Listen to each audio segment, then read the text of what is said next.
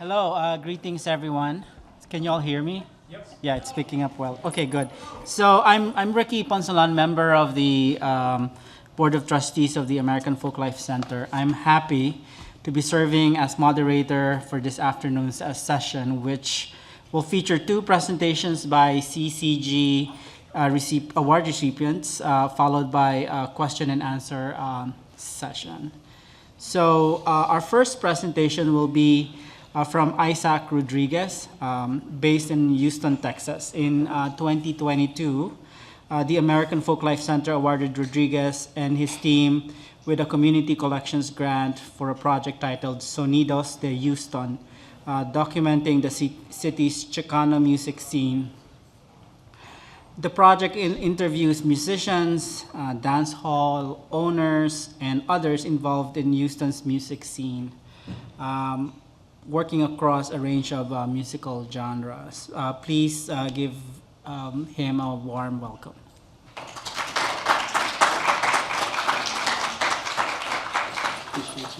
All right, everybody. Once again, I'm Isaac Rodriguez. I want to thank y'all for having me out today. On behalf of the Sonidos de Houston team, I want to shout out my team members who are not here today. Nick Gaitan, Jessica Rodriguez, Pat Jasper, Robert Rodriguez, and Angel Quesada. So this project documents the Chicano music scene of Houston and shows the world that our culture is alive, powerful, and worth remembering. When you think of Houston, you might think of hip hop, country, or even Beyonce. For many of us, the true soundtrack of our lives has always been Chicano Tejano music. From backyard parties to dance halls to neighborhood record shops, these sounds have shaped our identity. So just off the top, I'm gonna say this for everyone who doesn't know what a Chicano is. A Chicano is a Mexican American. That's what a Chicano is. We also, from Texas, we go by as Tejanos as well, but the Chicano is universal for Mexican Americans. So you might hear me speak on Chicanos quite a bit. Again, thank y'all for being here. So the overview, Sonidos de Houston is an oral history and music documentation project created in collaboration with the American Folklife Library of Congress. It preserves the untold stories of Houston musicians from the late 50s to present day who perform Chicano soul and Tejano music. While much of Tejano history has been centered on San Antonio, Houston's contributions have often been overlooked. Many featured artists were unsung heroes, and many have released only a single record, yet their impact and cultural significance remains undeniable. Through interviews with musicians, community members, club owners, producers, the project captures both the music and the lived experiences of a generation that shaped Houston's unique Chicano and cultural identity. So just some background on that. I'm a fourth generation Houstonian, proud Tejano, proud Chicano. And we've always taken the back seat to San Antonio. San Antonio is the capital of Tejano music, no doubt, giving them their full credit. But along the way, I'm also a DJ, playing this music and learning the history of music from my city.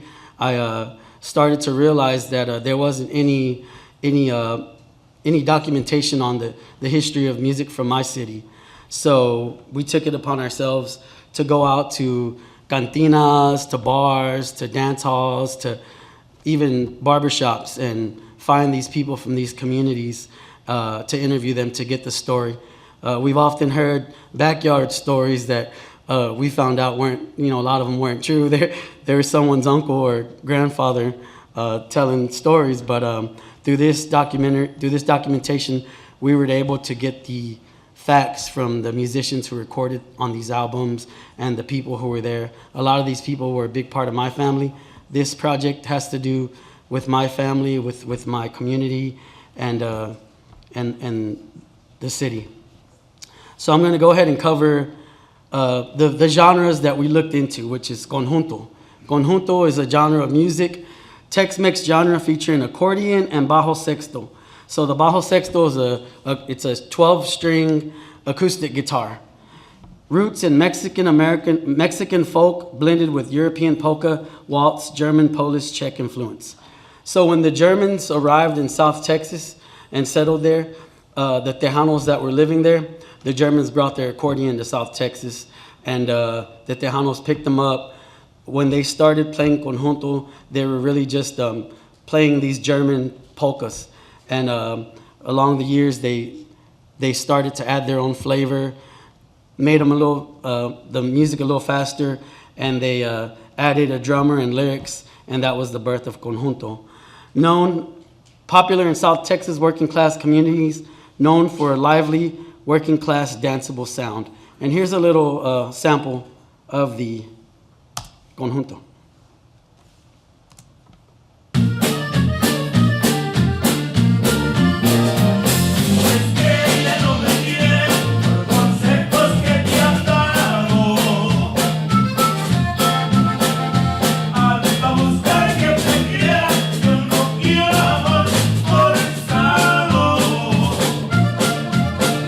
Feel free to get up and dance if you like.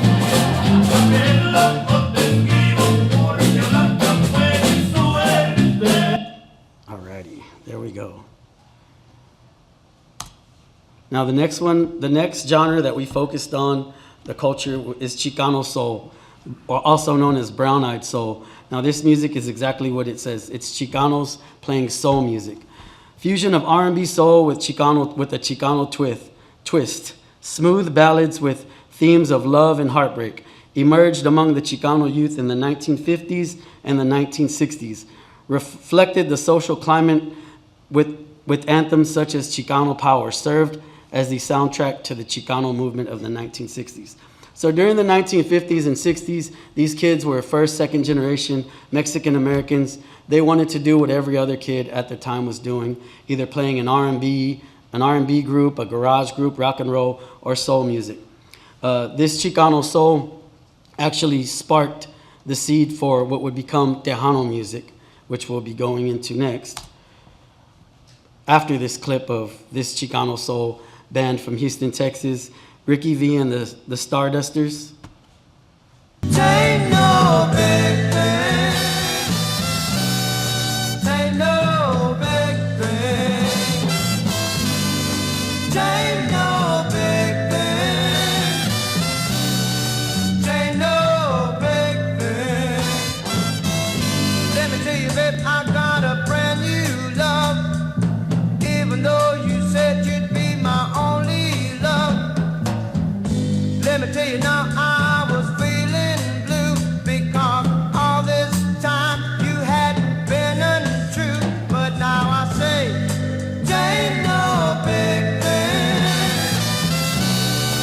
Ain't no big thing.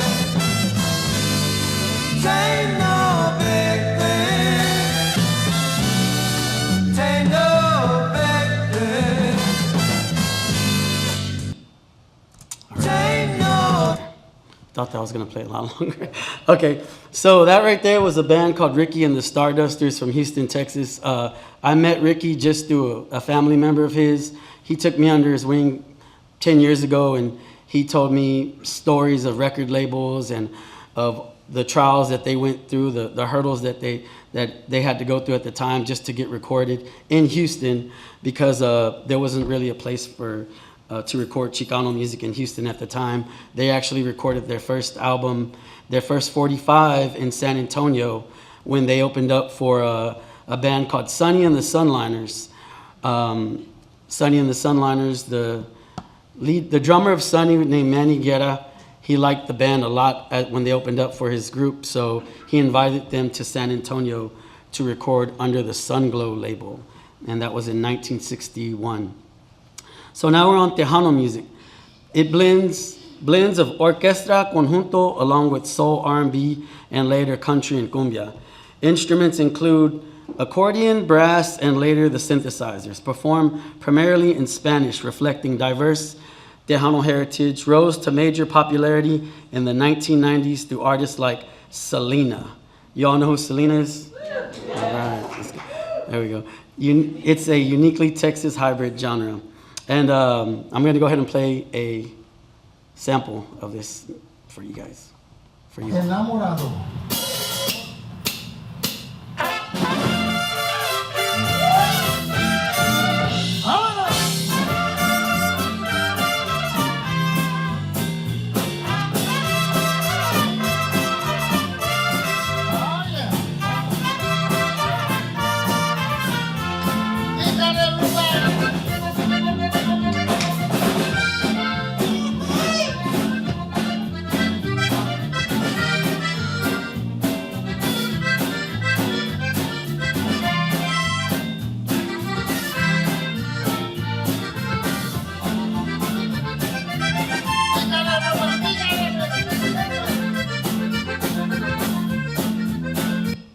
All right, so that was a sample. That was Alex Garibay, and that was he's actually passed since this recording. He was a big part of this project, so I want to shout out to Alex. So that's Tejano music, and you heard conjunto, you heard Chicano soul, you heard Tejano. You might think that conjunto sounds somewhat like Tejano because they both have the accordion, but don't tell that to someone who's really into conjunto, because conjunto is conjunto, and it has nothing to do with Tejano. If you ask a real conjunto player, I don't know if you ever heard of Flaco Jimenez. He recently passed. He was the biggest conjunto performer, and he played the music all around the world, played with a bunch of bands. So the Pan American Ballroom. So this right here was the legendary spot. It was the legendary club. This right here is a picture of my mom and my dad at my mom's quinceañera. And I often joke with my mom and I tell her, this is her quinceañera. A couple months later, she had her wedding at the same spot because she got married young and the pictures were like almost identical. So anyway, the Pan American Ballroom through the 1950s and 1970s, it was the epicenter of Chicano and Tejano music on Houston's north side. Hosted quinceañeras, weddings, and major Tejano concerts. A hub for music, culture, and community. Closed its doors forever in the mid-1970s, but the memories will live on forever.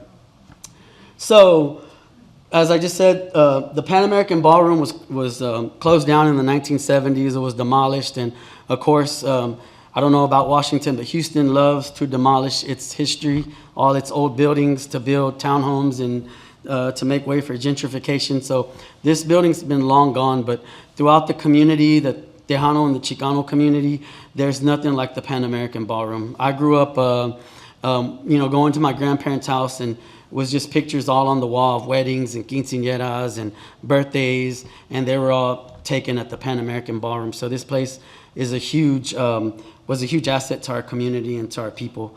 So here goes a little clip on it, on the Pan American Ballroom. I remember my first experience at the Pan American nightclub. It was a big thing to have your quinceañera, Sweet 16, or your wedding there. And my older sister was getting married, and my dad was able to book the Pan America. I walked in there, part of the wedding party at the age of 12 years old. Could you imagine being 12 years old, dressed up real pretty, and walking into that place? It made an impact on me. Back then, everybody dressed up. Nobody was casual. Everyone dressed. All right, so that was my Aunt Stella speaking. That was courtesy of Great Day Houston interview. And as you can recognize, that was the picture of my mother that they used in the news clip. So the accomplishments for this project: we preserved the real story of Chicano music from the artists and community who created it. Honored musicians, many had never had a farewell or recognition for decades of work. Brought artists back to the stage after 30 to 50 years, allowing their families to finally see them perform. Organized the largest Tejano jam session on stage, which hosted a night of music, dancing, and lasting memories. So through this project, me and the team, like I said, we had our boots to the ground. Besides asking family and musicians that we knew, we were really hoping that the community would reach out to us, and a lot of these people did. And so we go knocking on the doors of these musicians who hadn't even thought about music in 40 years. And to their surprise, I show up and I'm like, hey, I have your record and it's great. I'd love to interview you. So their families, their kids, their grandkids finally had a story behind all these backyard stories, but the true story, and we let them know that their grandfather or their grandmother was a part of something big and did, in fact, help shape the culture of Houston's Tejano music. Keep in mind, a lot of these bands, a lot of these artists that recorded, they might have recorded one album and retired from music, got married. Some of them got sent off to Vietnam and never came back. So we were able to interview their wives or their kids who are still here. So this was a big deal for our community. It was a big deal for the families. When we put them back on stage, it was in the center of Houston. There was 3,000 people there. We orchestrated the biggest jam session of horn players ever in Houston to play this Chicano and Tejano music from the 60s, 70s, and 80s. They were all on one stage. So we were happy to do that.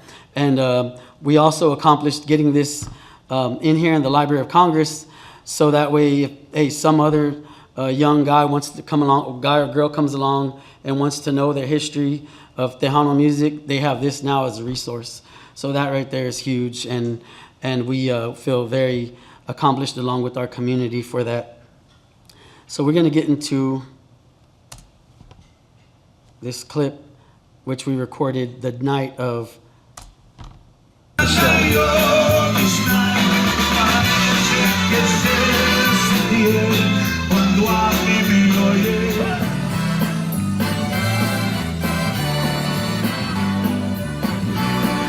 Ladies and gentlemen, on behalf of Houston's Powerhouse, ShaRize, good night, have a sense of home.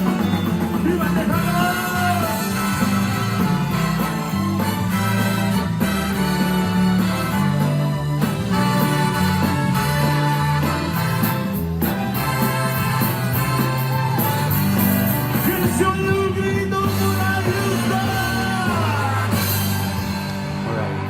So I don't know if you caught that, but that was a little clip of me and my wife dancing in there as well. I had to slide that in there.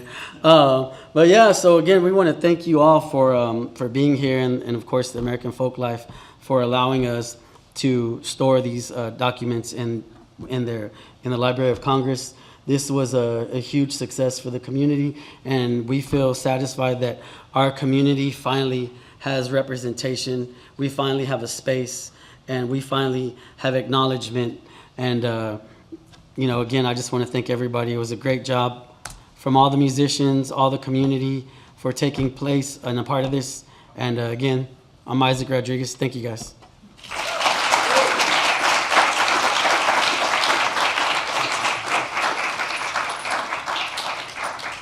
Thank you, Isaac, for that wonderful presentation.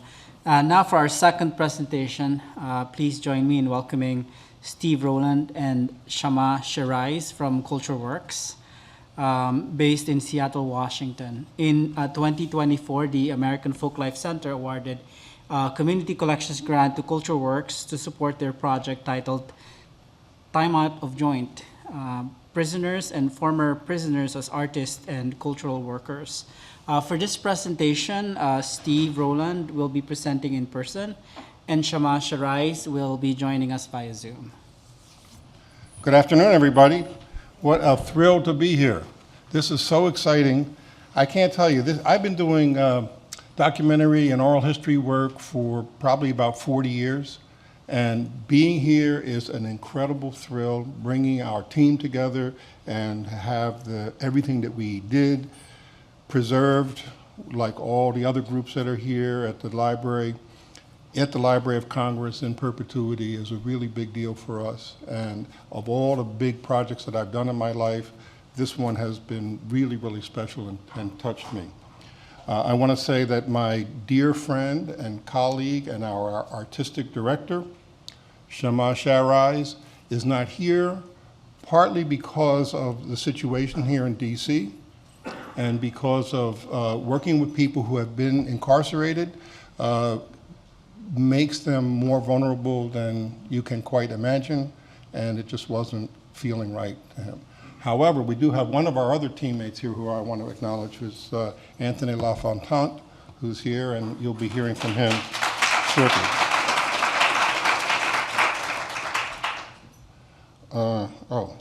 Okay. So what is Time Out of Joint? About 15 years ago or so, I started a big new documentary. My background is really in music documentaries, documentaries about great American music. And I started on a multicultural look at Shakespeare, how Shakespeare shows up in the United States primarily, and trying to take the position that Shakespeare doesn't belong just to educated white people, but it belongs to everyone in the world. And that led me into a New York State prison where I sat in on a Shakespeare class and I met ShaRize in 2010. We immediately connected as friends. I don't know how that happened exactly because it was very brief, but I knew that I was in the presence of somebody very special and somebody incredibly brilliant, and it changed my life. And that led to me teaching Shakespeare classes in prison using a thing that I call Shakespeare and Me, which is the idea that you just use and this works great with college students, high school students, anybody really.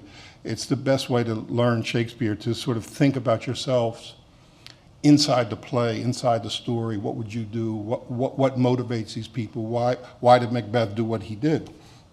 And in fact, the very first day I met ShaRize, he told me they were studying Macbeth, and I asked him, what do you think of this? And he says, oh yeah, well, Macbeth and his wife, they took a shortcut. They took a shortcut to become the king and the queen, and it didn't work out too well for them.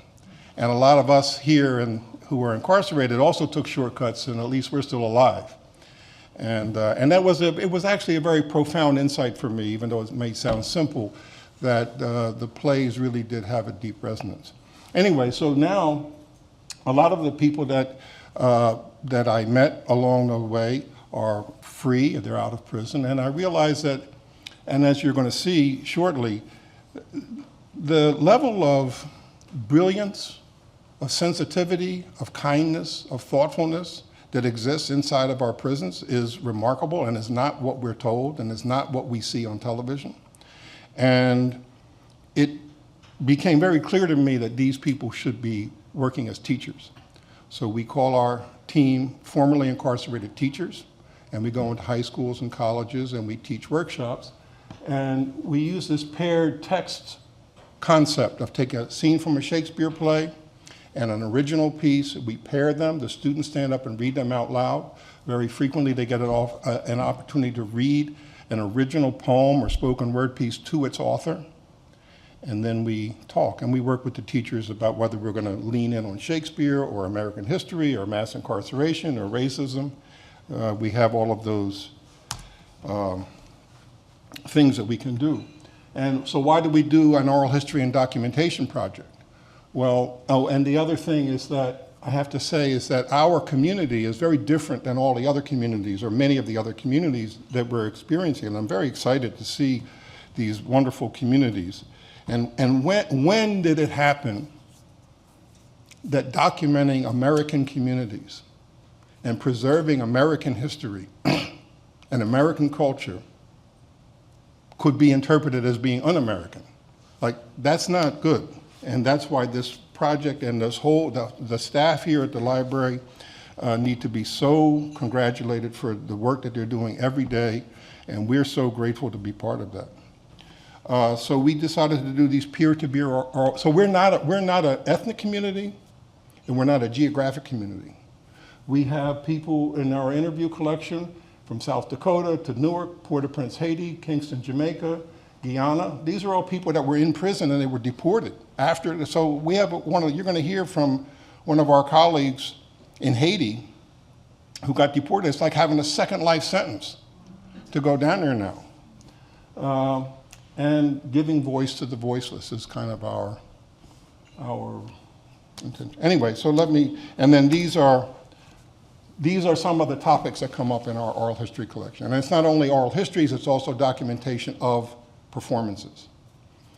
And so you're going to hear, in this section, you're going to hear commentary from Shamah ShaRize, our artistic director, which we pre-recorded because of the situation, and then we will meet him shortly over Zoom.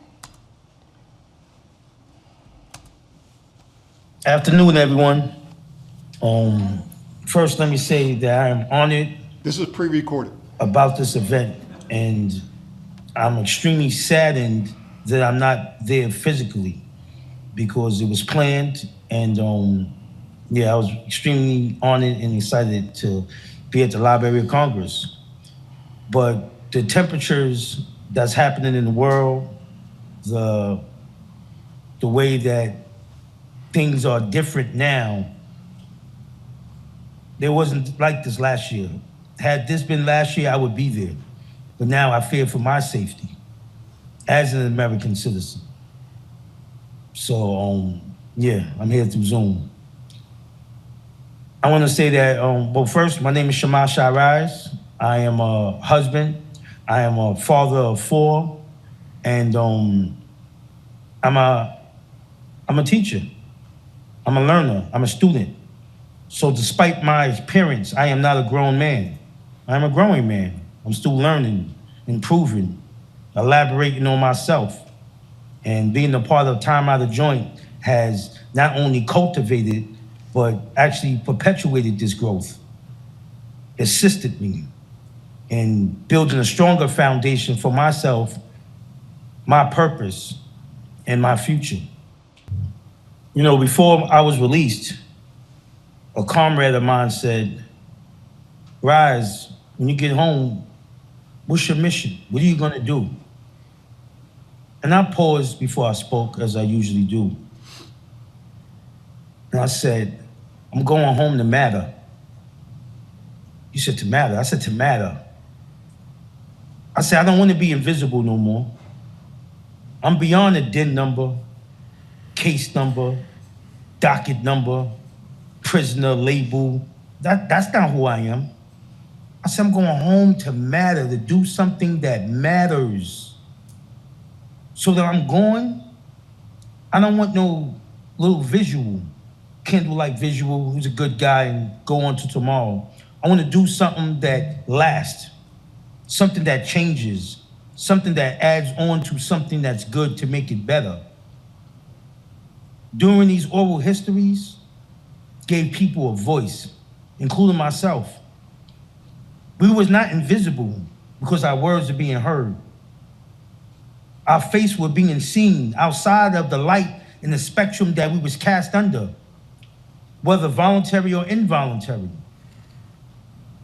We was being seen as men, as women, as people, as humans, as people that are important, that have something to offer. So the next clip is going to be from the end of our project. We had several community events that were held in New York with the Queens Public Library, who became one of our terrific partners. Amazing people there, amazing community involvement. We did two full evening presentations open to the public, free of charge, of course. One was at the main branch and one was at the Langston Hughes Center, which is a really interesting place. It's the only library in New York that's named after a person, and that was because it grew out of the 60s and the Black Panthers had started that, and they insisted on using his name. So this is what we did was they were presentations of spoken word poetry and poems and stories, and in between each one, in the middle of each one of these events, we had a model oral history session to explain to the audience what oral history is and what peer-to-peer oral history is. What did you learn inside while incarcerated, and what goals did you formulate that's for you to put into action when you get home to stay free? Prison makes you wait. So you have to do something with that time to make it, make it work for you. So that was the first thing. Once I realized, listen, they'll pack you in here like laundry. They don't care. I looked at the tier. I looked at the prison cells. I listened to the noise. I looked at it all one night, and I couldn't sleep. I just stood on the gate, and I was like, this this is designed madness. It's not just madness. This is created. And I said, there's no way I'm going to be locked into this madness. There's no way I'm gonna let my stupidity fund somebody else's life. There's no way that my destruction to my own community is still gonna benefit other people better than my own community. Prison is more than just knives and attitude. If you can get past all that and start to think and push out all the noise that's going on, you'll see that you're in a designed world. And it wasn't really meant for us. So that was my way of, you want me to sit here, you want me to be an animal in this cage? No, I'm gonna be the total opposite. And when I come out of this cage, I'm gonna see to it that the other people that you want to also be an animal to come out of that cage, maybe I can get something in their head and they won't come out of that cage the way that they want to. So. Okay, that one wasn't from the live event. Somehow we skipped ahead a little bit. I screwed something up. So it should be this one, yeah, David Hopper.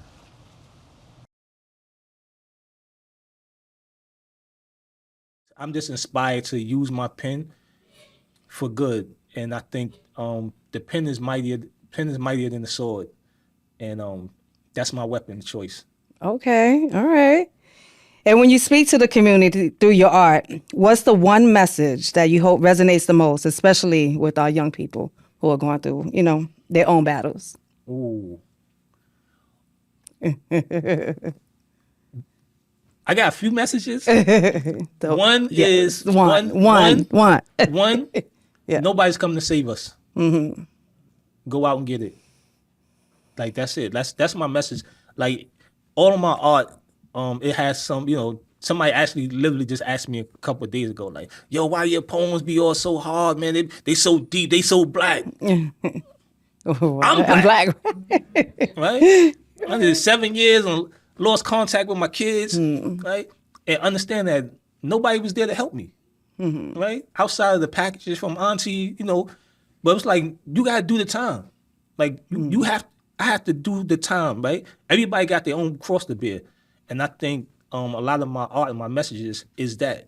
Like, yes, I understand, what we went through and, where we came from. But at the same time, we gotta make our own way.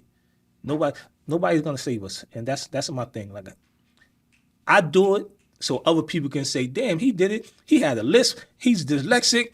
He lived in a tenement, right? His mama was a heroin addict, right? His pops was missing, but I'm still here. Yes, indeed. Yes, you are.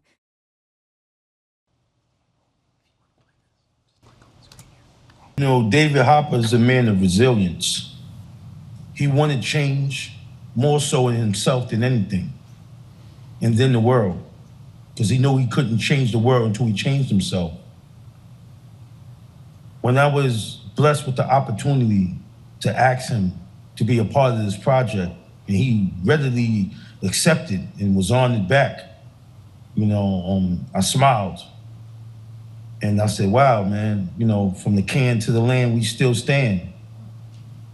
He got a chance to show the world why he mattered, to share with the world what he learned, to share with the world how his paradigm shift and his focus shift, and he became his own gift and wanted to share it because he realized the cavalry wasn't coming.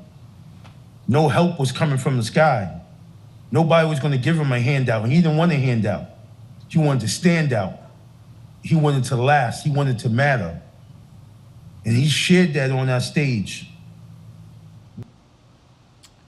So the next clip is going to be a phone interview that I conducted with Tariq Elder Boudouin, who was the person I mentioned to you, who was, he was born in Haiti. His father was put on a death list from Papa Doc back in the 60s, I believe, or the early 70s.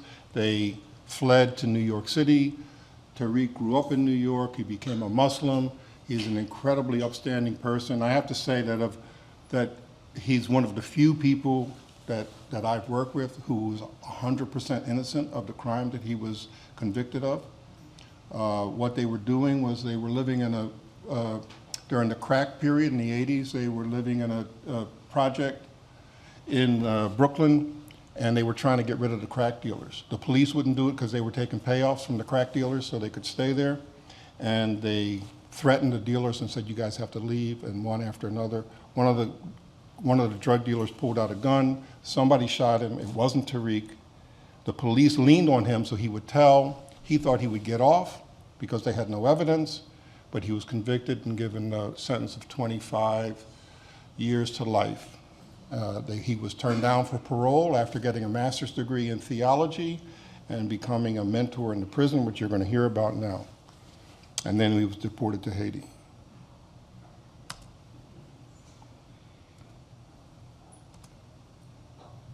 Yeah, when when I was in Woodburn with you, and we were doing that workshop, which was 15 years ago now, 2010.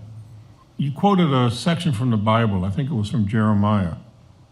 And I'm still doing that, Steve. so why don't you repeat that passage and then tell us what it means to you. To seek the welfare of the place of the people of which you've been sent to exile. Because in its welfare, you will find your welfare. I get into the prison system. I have this in my head already. And it's reiterated through the master's program again. And the law library again. The more I try to help people, the more I'm helping myself.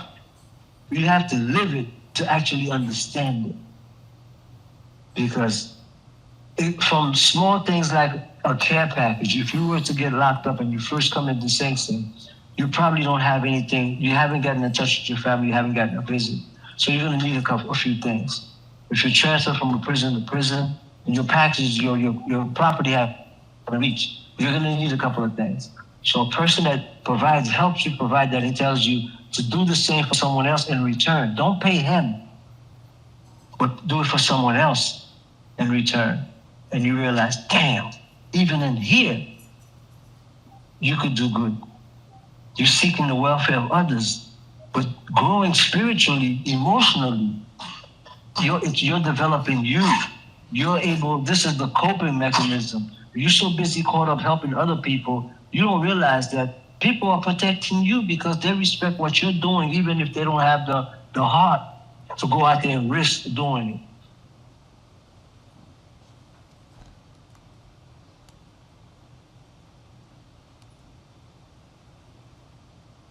I want you to hear this. So another part of the project is the impact that it had on the interviewers. ShaRize, who you're going to meet shortly, I can't really say this enough, is one of the most brilliant people I've ever met in my life. And I've met a lot of really smart people, and I like being around smart people. I taught oral history at Columbia in the master's program, and this was a challenge for us, like how are we going to bring people up to speed to make them decent interviewers? And like his brilliance, just like I never saw anybody take to this so quickly. And he did dozens and dozens of interviews, and they're all astonishing. When doing these oral histories, I was led into a different part of not just people's lives, well, these are my comrades' lives. Guys who I broke bread with and ate and laughed and joked with. I started to get a clear view of why they were the exceptional people that they are. They painted that picture for me, and it was clear. And also, while doing so, it was a direct reflection of my own life, my own hurdles, my own boundaries, my own shortcomings, my own resilience. Interviewing my comrades about their lives and what they went through was healing for them as well as for me. And it's our goal that the listeners will also experience a degree of healing, a degree of empathy, compassion. We don't want no one to give us handouts. That's not what we're asking for. Just to look at us and see a little bit of you.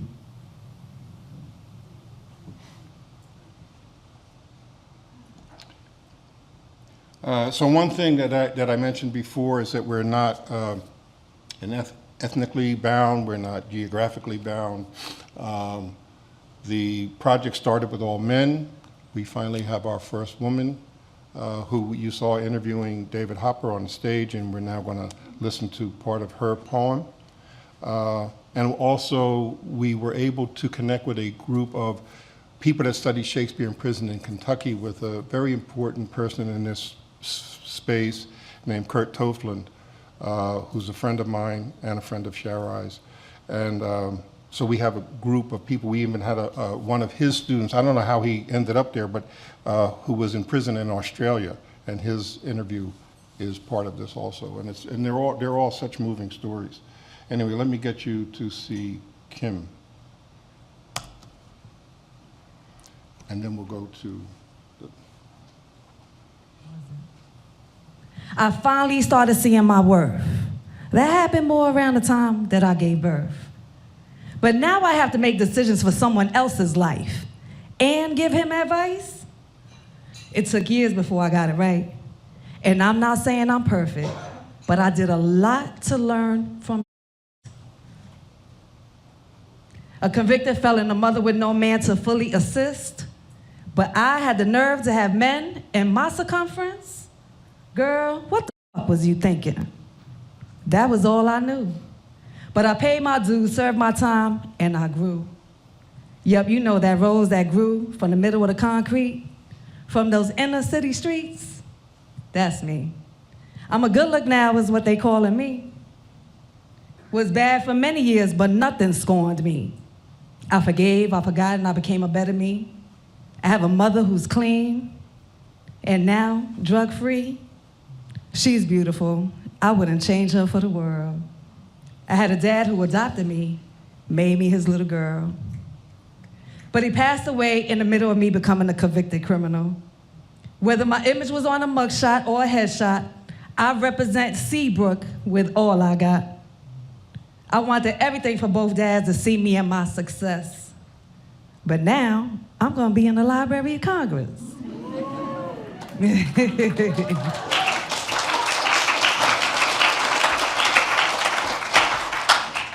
he is.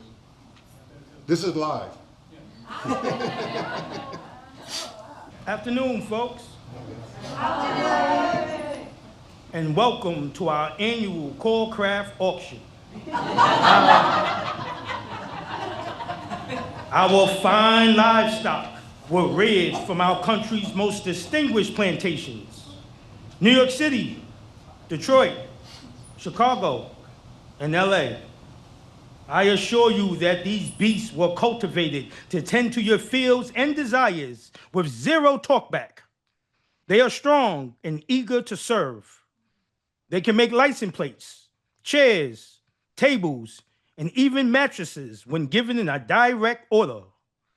As to concur with your many requests, these born criminals are totally uneducated and subservient.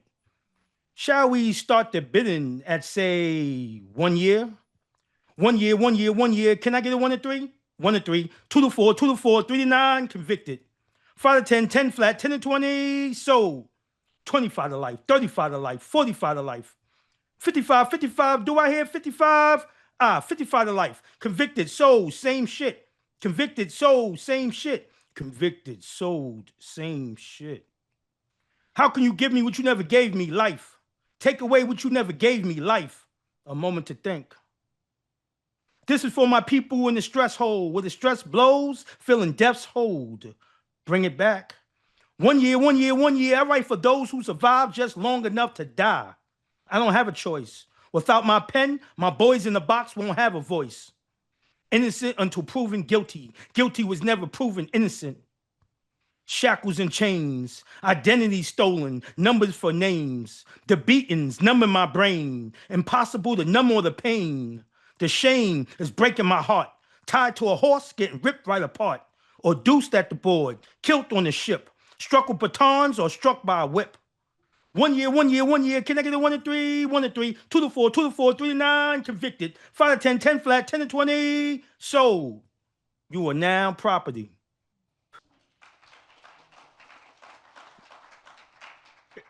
I can't tell you how much it means to be here. As you heard earlier on the recorded video, you know, this is something I told my family and my children. My children were excited for me. My children come to all my shows. Me not being there is like a part of me is not there. But I thank you for listening. Being a part of Time Out of Joint is like having a magnifying glass to your life. Everything is scrutinized, but also your goodness, your greatness, your potential and possibilities of self is shown, is highlighted and painted on the walls. When you speak, people listen and are concerned. You know, I think about the terminology gangs and how it has such a negative connotation because usually it is. And then I always think about duality. If it's a negative gang, it should be a positive gang. Time Out of Joint is a positive gang. We group together. We build together. We plan on how to change minds and kill the cancerous of racism, how to teach, how to let people know that they're not invisible, but rather visible, how they don't lack power, but are powerful. We talk with students, and students, you know, they open their minds and hearts when you listen to them, and they tell you little secrets about their life that they don't tell their parents. They tell you, hey, sometimes I feel like no one has time for me. They say, hey, sometimes I feel like I don't belong, but you see me. It's incidents like this, it's workshops like this that are life-changing and life-affirming. Reading Shakespeare, this man's from the 1600s, learning about the relevancy, talking about betrayal and crime, talking about insidiousness, but talking about love, talking about fatherhood, and then makes me reflect about my own children, how to be a better father. Think about stories like Romeo and Juliet, when she wanted to come to her father and express the love that she had, and her father was like, no, I'll beat it out of you, dragged it through the mud. And that makes me go hug my daughter. And I asked her, how was school today? And let's sit down and work on your project together. When I think about Macbeth and taking the shortcuts, when you was going to be king, but you wanted to kill a king because you couldn't wait. Then I think about my comrade talking about patience that we learned in prison. And I tell my son, wait, slow down. So when you kick that soccer ball, you can go and goes right into the goal's nest. Time Out of Joint is like a yellow brick road. And I invite everyone to come walk on it with us. We're going to see the wizard. Thank you.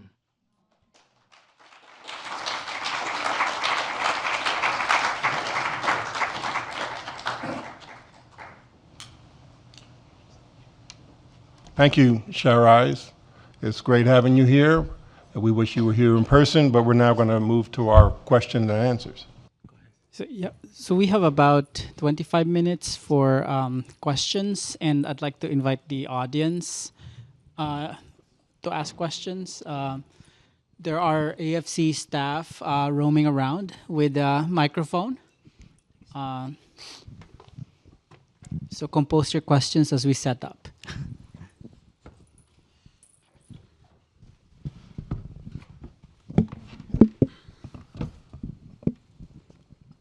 I guess folks are still thinking, but you know, I have one question for all of you, which is around, you know, lessons from your project that you'd like to impart for those who are probably starting a similar project right now, because you know there's you know, we represent two diverse projects, but at the same time, you know, very inspiring. So I think there are others who would learn from this, you know, lessons from your project, particularly for those who are starting something similar.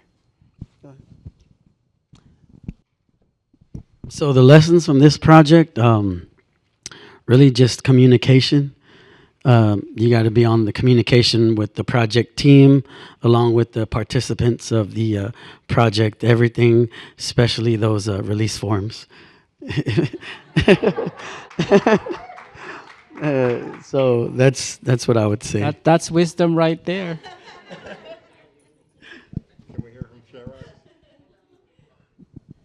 ShaRize, do you have a... My apologies. Can you ask the question again? So the question is about lessons you've learned from this project that you'd like to impart for to those who are starting similar projects. Well, for one, of course, you're gonna have a game plan. So you're gonna have an order of operations of what you plan to do. For instance, like we're working on our podcast right now, and actually we already began filming it. So we had to come up with podcast outlines. But when you have your outline for whatever you want to do, don't be rigid. It's gonna be times you have to change. You're gonna have to compromise. Maybe this doesn't work. Maybe the lighting's off, the audio's off. This person can't make it. So be open with yourself and know that you have to give some, but you have to get also. So compromise is definitely a part of it, I believe. And I'd like to introduce you now a little more formally to Anthony or Tony LaFontant, who's one of our formerly incarcerated teachers and a remarkable person, another remarkable person. So why don't you tell us a little bit about what being part of this meant to you? Being part of this project meant everything, because I was going through something and I got a call from ShaRize, and he was saying, he kind of grounded me by calling me because we were incarcerated together for a long time. And he reminded me of something that a wise man in the inside told me. He told me to walk slow and to drink a lot of water. And I was 19, 20 years old in prison, and that was the advice that he gave to me. So I was like, walk slow and drink a lot of water. What does that mean? And it wasn't until 20 years later that I stepped through the threshold of prison into my freedom, and then it really hit me. Really take care of yourself. The only thing you really own on this planet is your body that God gives to you. So take care of it, and then take your time. Don't rush through life, because you can make bad decisions in the rush. If you slow down and take your time, you can see a clearer path. Don't assume things. So working with this project, it was pretty clear to me that advice was something that was tantamount to everything that we were doing. It was real important that we take our experiences and use it in our everyday lives. And working and collaborating with Time Out of the Joint is one of the things that really inspired me to get back on track, and I'm doing good now. Do we have questions from the audience? There's one over there in the back. We have two. So hi. Oh, no, you were first. Oh, okay.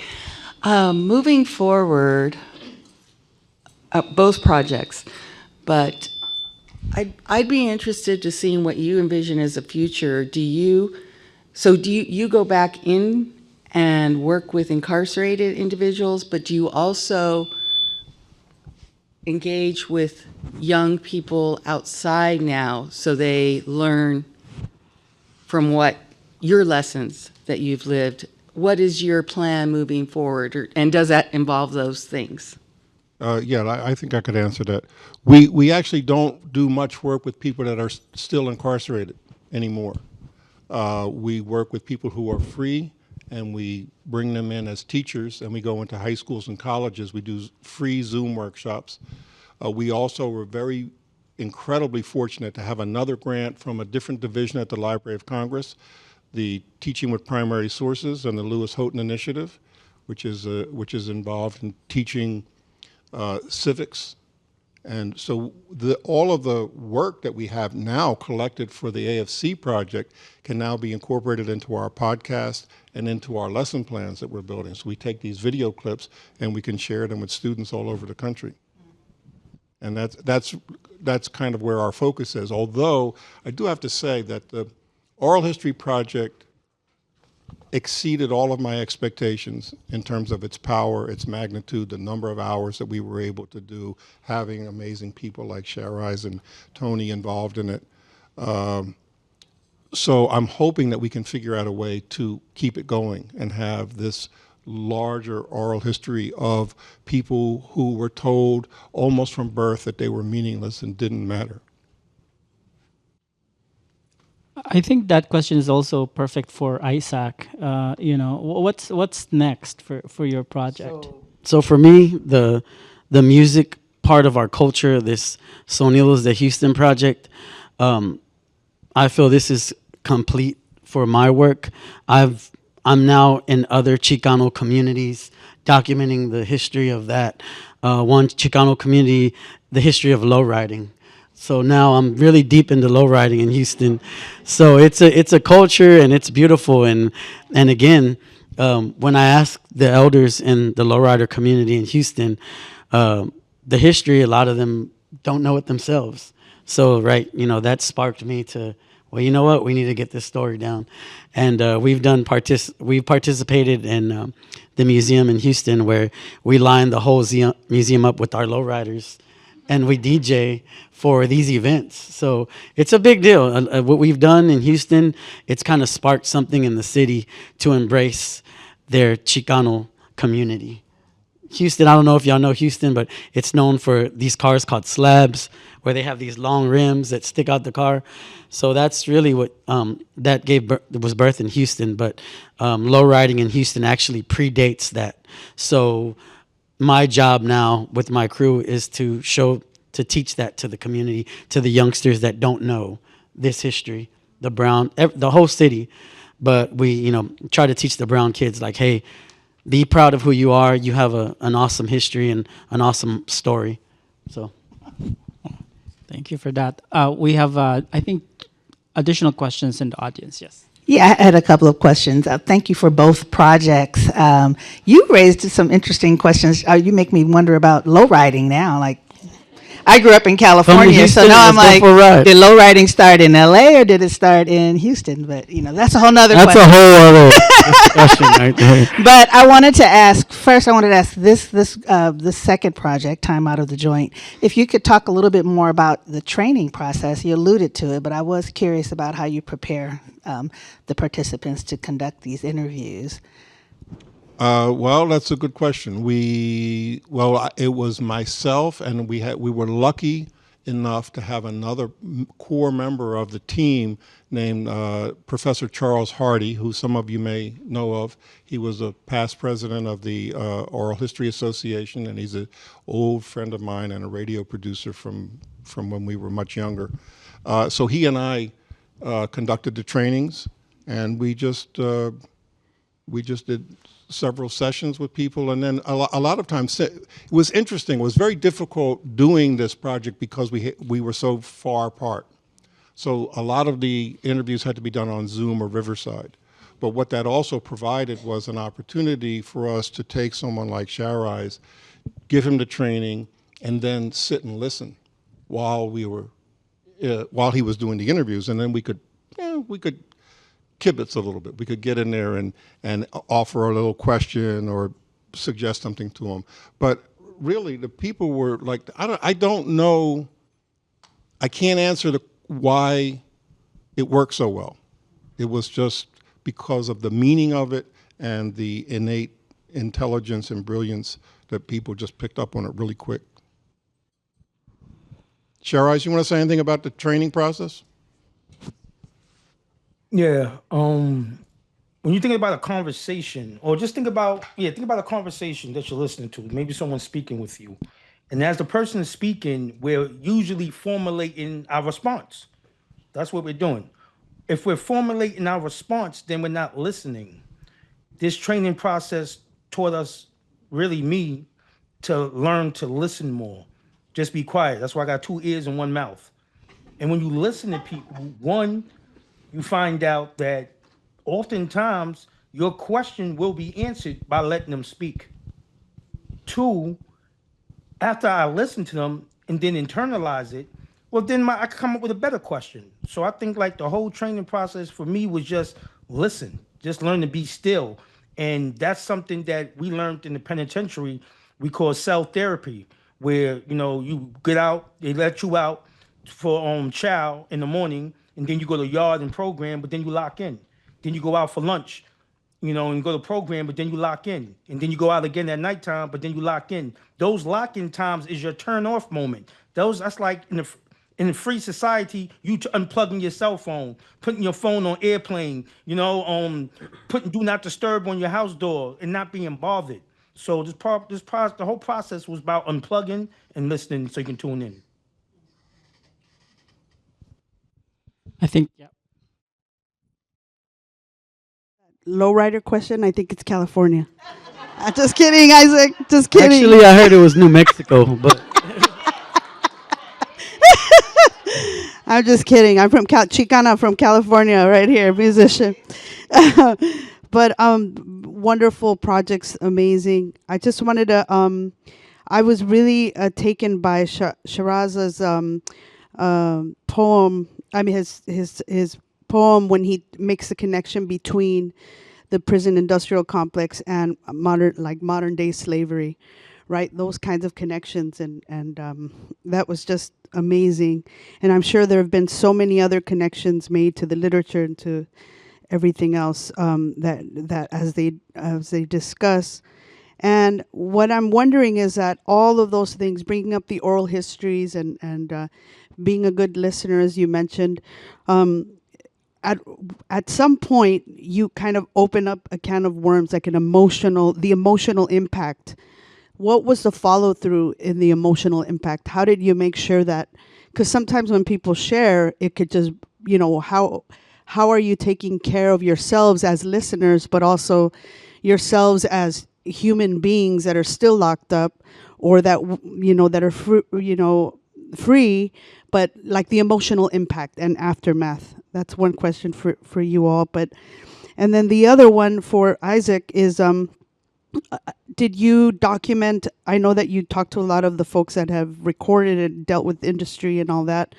Was any of the work also documenting songs that were never recorded that maybe they had, and they were part of a general, community memory that people liked, but they never got a chance to record it? And did you have a chance to do that in the project?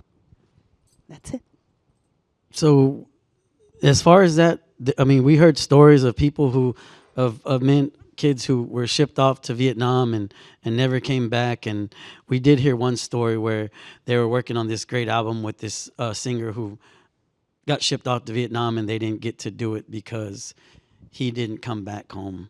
So another one was there was a group that was on tour, and they're coming back from Austin.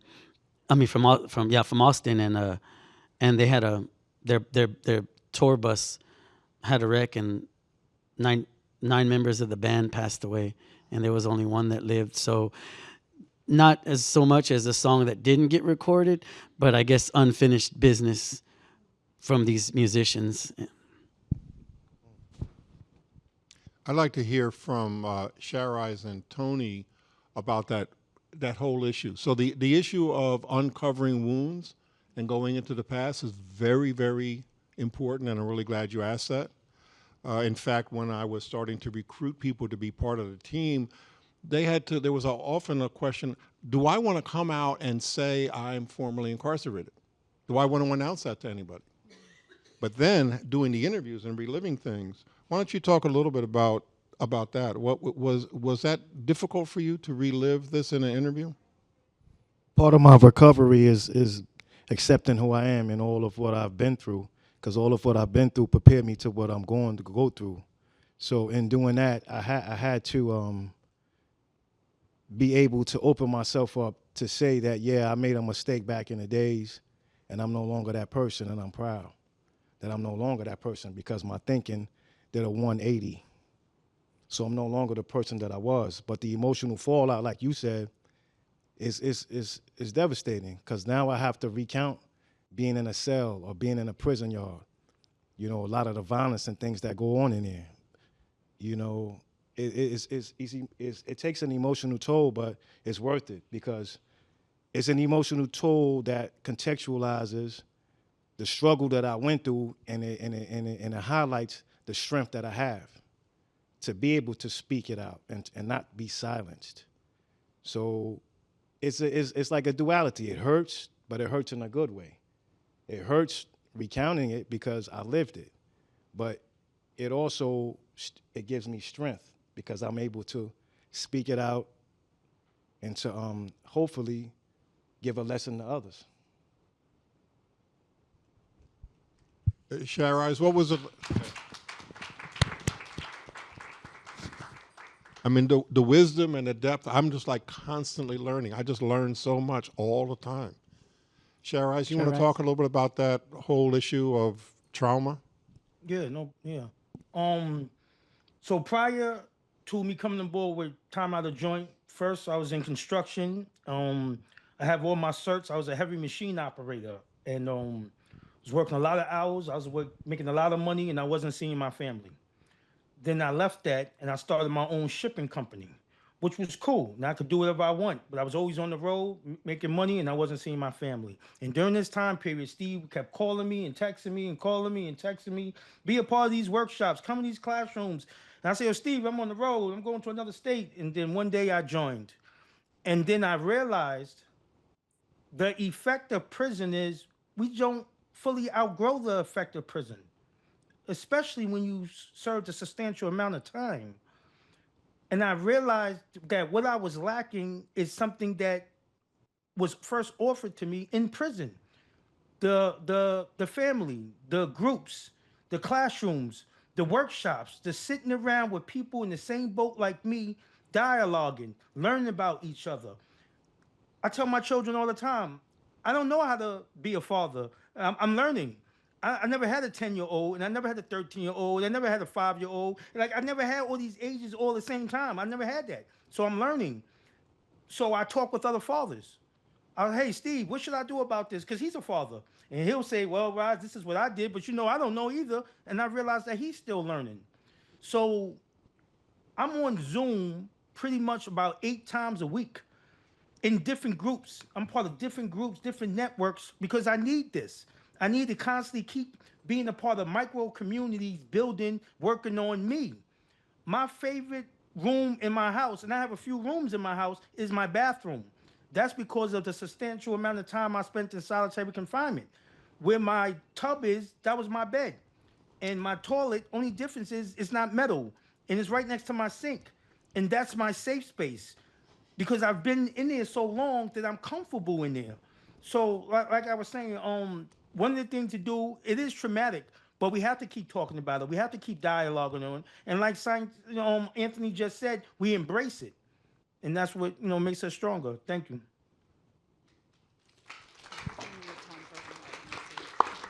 Thank you for that. I'm dying to ask follow-up questions, but we don't have much time. So I'd like to thank ShaRize, Steve, Tony, and Isaac for this wonderful discussion and for joining us today. We're truly grateful. Please give them a round of applause.